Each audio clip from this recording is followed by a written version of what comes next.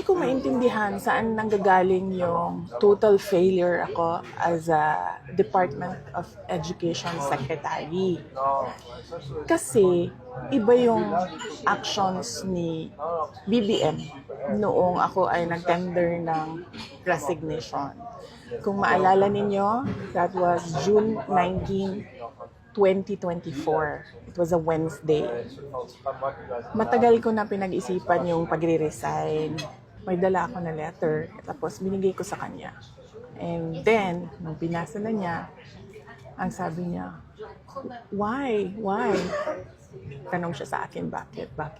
Tapos sinabi ko sa kanya, ayaw ko na pag-usapan kung bakit ako mag-resign. I mean, para sa akin ba, kailangan pa ba itanong yun?